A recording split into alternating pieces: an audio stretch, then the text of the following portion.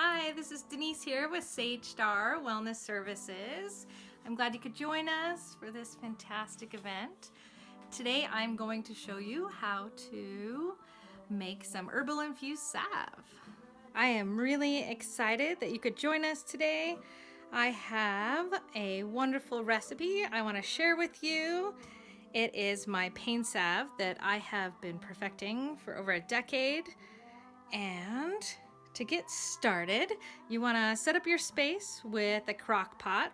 I have two basins, one that I use for herbs that are semi-toxic, and the other I use for, sanitation, in and out, so I can have one brewing, one washing, which these are the jars that I use. I just get them off Amazon.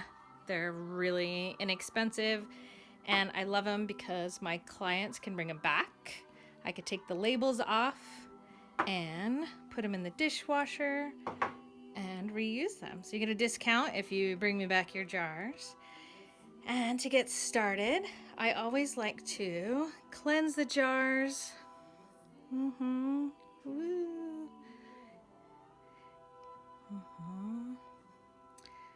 There we go. Blessed be. And my space, so I have a nice working space, calm, loving, and I can infuse my salve with the healing properties of Chiron and so much more. So in this wonderful herbal infusion, it is my Chiron pain salve. I had Persephone pain salve before, and I've gotten a lot of feedback about the different herbs I've used. So I added more helichrysum flowers. That's that bright yellow you're seeing in there with chamomile. It's calming, along with arnica.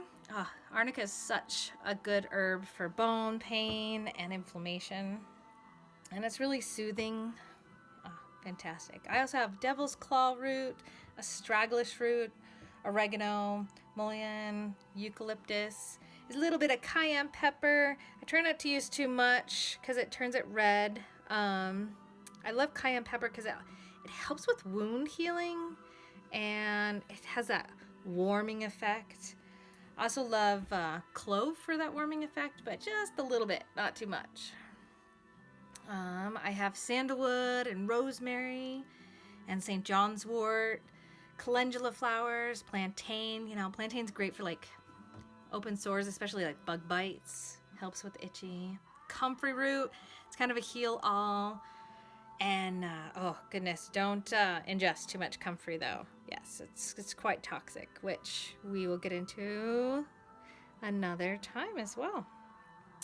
Yarrow root is fantastic this time of year. It helps with fevers as well. I have peppermint and juniper berry, turmeric and ginger, a little bit of basil. Yeah, so that is the first step. Get your oil in your crock pot and put it on warm. Put your herbs in nice infusion. I love to put them in these reusable bags. You can also put them in coffee filters or just fresh herbs and or dried herbs into your oil. Okay, we'll be right back. Thanks. In regards to carrier oils, a lot of people have questions. Which one's the best? Which one should I use? This is my go-to chart. There's a lot of other flow charts out there. You can make your own. Plant Therapy has great resources. I recommend them. And this is why I use these two oils. They are long lasting and I love the color of argan oil and jojoba or jojoba, depending on how you pronounce it. It is that. These containers I get from different locations. Amazon's my go-to for a lot of stuff, and local markets are great. These are some of my favorites for face oils. So if you have sensitive skin or you're putting something on a compromised area, these lovelies are my go-to. Carrot seed oil is fantastic for like sunscreen, roses, and this lovely plant here when it's compressed. Oh, it's incredible. It smells delicious. Don't eat it though. You can cook with grapeseed oil and olive oil and use those as well for an inexpensive thing. I really value argan oil because my daughter has super thin hair, so we use it as a conditioner. And it's lightweight, smells good, and it's so much better than all that like detangler stuff. That is the oils. And if you have any questions about carrier oils or infusing oils, please post your questions and I will answer them as soon as possible. My little helpers today, we are fostering them for some family and they're just amazing, happy dogs. This one is Charming and this one is Honda. Say hi. Charming's blind, so he loves it when you talk to him. It's great. Okay, so they have been hanging out with me while the salve is brewing. It's been about 2.5 hours, so we're gonna take a peek. You can see the color change. Yep, looks good. We are here looking at our salve, gonna check the temperature. So I love to cook my salve between 50 and 60 degrees Celsius. That is 125 to 140 degrees Fahrenheit. A lot of people don't check the temperatures, and that's totally fine. Do it intuitively or scientifically or both, whatever works for you. I know that different herbs infuse at different temperatures. So depending on what salve you're making, the different properties that the herbs have can be influenced by temperature. So this one is a wonderful 126 degrees. I'm using a candle thermometer. It's fantastic and long, and I can have it sit in there comfortably. You can use a meat thermometer like this. It's great. Stick it in, hold it there for a little bit, and it just slowly tells you that it's warming wonderfully. Yeah. So as long as it gets over 120 and not past 140, you're good. Because a lot of herbs will burn. They get that earthy smell. Your whole house will be wonderful, kind of patchouli, earthy scent. There are thermometers like this. If you notice, it doesn't go lower than 140, and it's tiny. So I love my hands and value my fingers, so I try not to use small devices that I could burn myself. I definitely don't recommend those. And if you don't have a crock pot and you live in a tiny home, there is an option of a little hot plate or a candle warmer. You can make a batch of salve. I have my white pellets here. It's beeswax, just sitting, warming, waiting subtly for when my salve's ready, and then we'll add it. Yeah. Or if you have a stove and you want to brew it, you can use these kind of pots. I got this one, I think, from a thrift store. It's fantastic. It has a little lock on it. So when you're all done, you just strain it out. And the herbs are inside, so you can scoop the herbs and bury them or toss them, whatever you prefer. So we are at our next step. Here we go. Alrighty, so our next step is taking our dried herbs out. And since we have this easy cleanup, I love it. You just get a hold of this lovely container and put it into another container. You can immediately put it into a jar and that'll drain out some of the oils. You can have oils. You can put it in these lovely type of dishes. I really fancy reusing the oil. and pouring it back in. So I always make sure that my hands and dishes are very clean. Yep, we've taken our dried herbs out and they're sitting in a bowl. Then we're going to add some beeswax.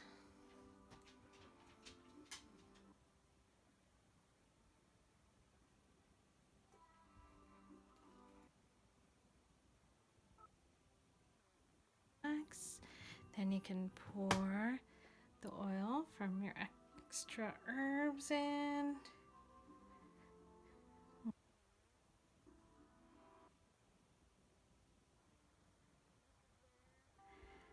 We infuse the salve with good intentions. Make sure you have a heat tolerant item to stir with.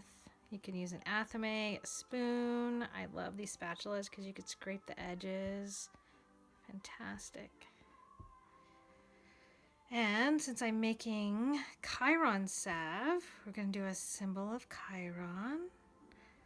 Yep. It has a circle at the bottom with a tall stem, almost like a K on top. I'll do that 3 times.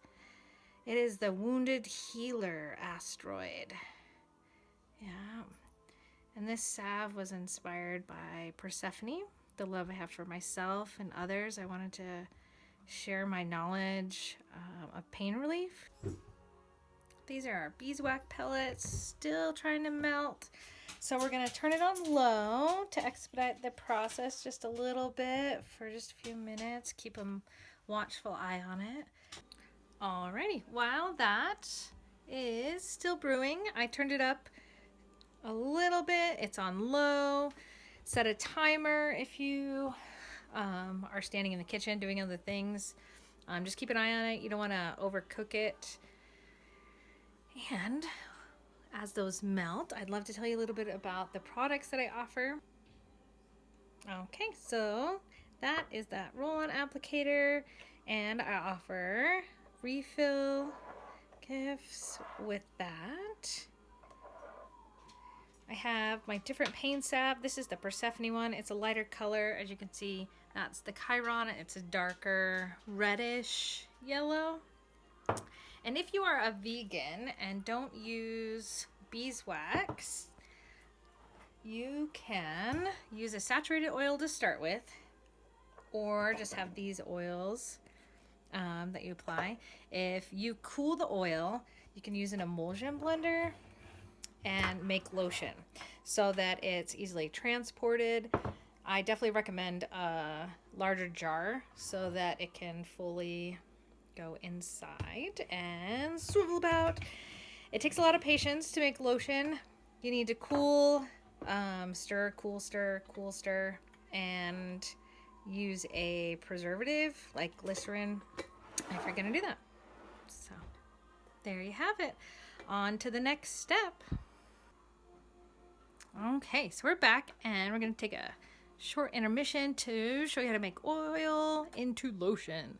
So you take your oil from the herbs, pour it into a jar, set it in the fridge, and over and over and over, you basically blend it with an emulsion blender until it's nice and fluffy.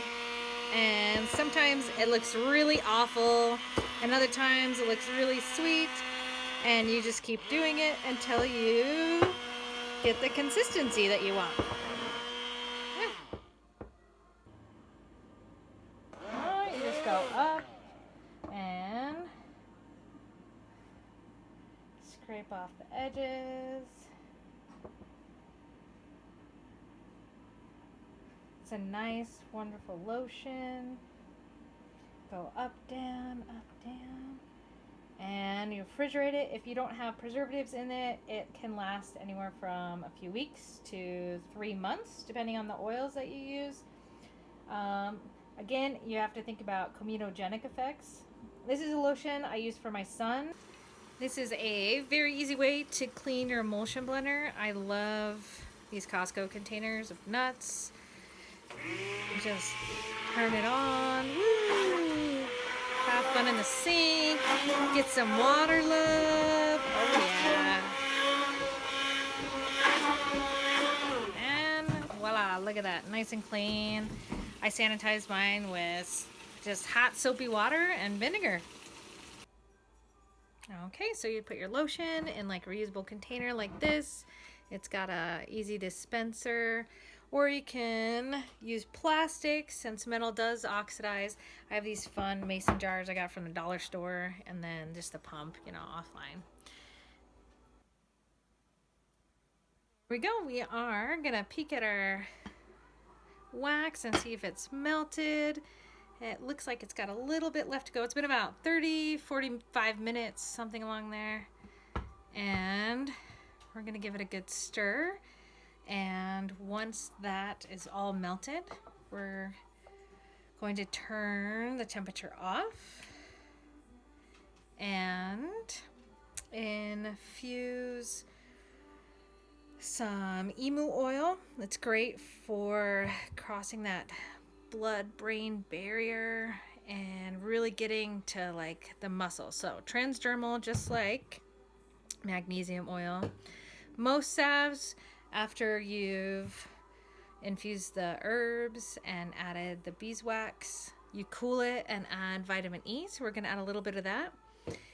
And then we're going to add some essential oils that I get from a very reputable source. So 'tis the season to have frankincense and myrrh.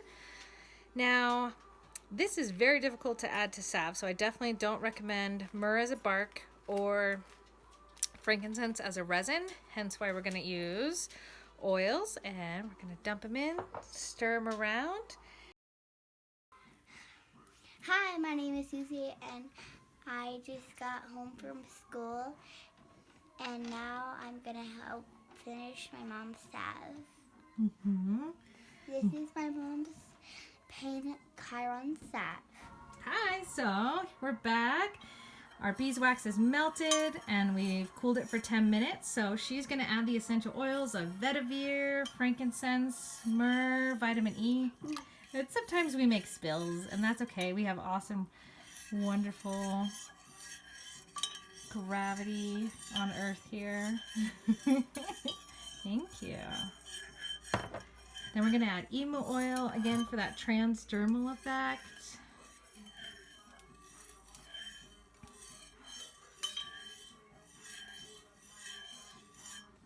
And you can see as it's starting to cool, the beeswax is getting firm on the edges. That's how you know you're ready. Yeah.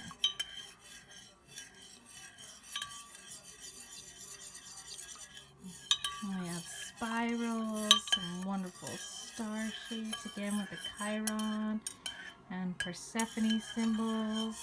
Okay, that's on them. Alright, and we put all of our dirty dishes into the clean sink. So then you take your salves and you carefully pour them into jars. Alrighty, so we are almost done. I poured the salve in. I tend to make a mess, you know, life happens. So I use these reusable containers and they wash up great with Dawn. Sometimes I put aluminum foil down to make my life easier. And then I try to recycle it.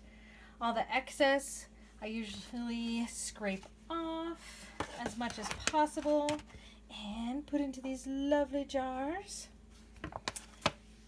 Then I use sustainably sourced, non-bleached napkins to clean my hands and clean the jars really well. Everyone wonders like, oh, how do you get your labels to stick with all the oil? Because you got to clean them off. Then we put our lovely lids on. Voila. And from there, once the lids are all on, I usually place them in a Metatron cube and charge them with sacred geometry and Reiki energy. Well, that is just about it. Of course, anytime you make stuff, there's usually a mess, but luckily if you follow those steps, you can have just one sink full of dishes, so not too bad. And those are the herbs I'm going to go bury in a plant. Sometimes wonderful seeds will sprout. It's kind of neat. So have a wonderful evening. Blessed be. Okay, and I'm back, and here is the Metatron cube where I charge my salves. For this batch, since I've made it over the full moon in Gemini, I have a howling wolf with selenite, frankincense, and garnet. Also, along with my wand, I'm going to be using this agate that has a symbol of Chiron on it. So agate is the stone of the Gemini, which the moon is in. And I will show you how to connect the energy of each salve with this beautiful quartz grid. So to get started, you want to select a wand or an athame. Here's a couple that I have. And you can use bone or selenite. This one came from New Orleans when one of my witchy friends was on vacation there. She brought it back, sent it to me. This came from our local Renaissance fair. This is collected from our local southern Utah stream bed. So I love the raw look of it. And these are my offspring's wands, my daughters and my sons. They're big Harry Potter fans, so they made these. And like I said, you can just use a simple stone with a symbol on it as well.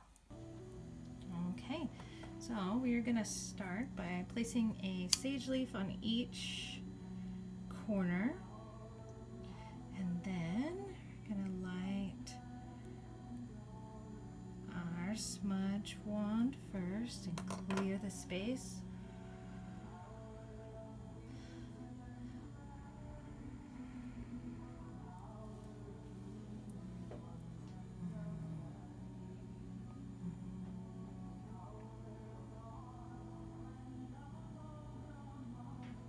Now raise the vibrations to a high and healthy level.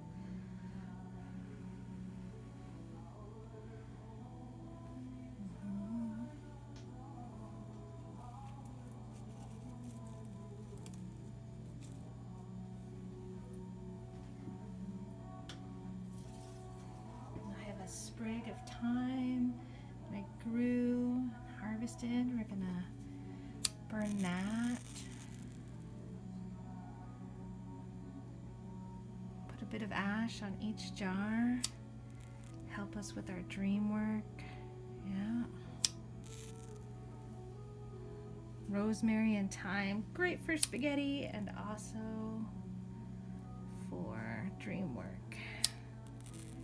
Helps us ease into sleep, stay asleep. Yeah. Have pleasant subconscious connections, reduces nightmares.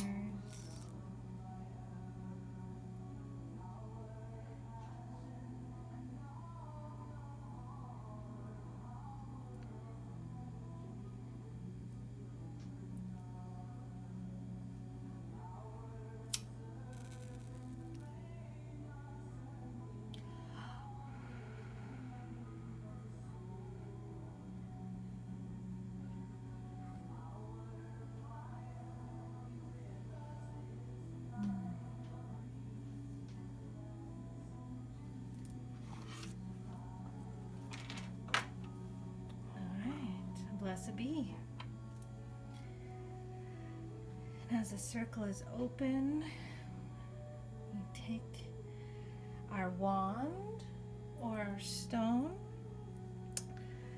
spiral around, moving the energy.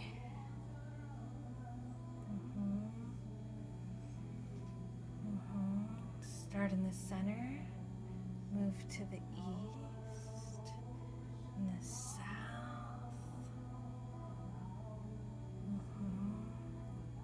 West, and the north, and the center again. Blessed be.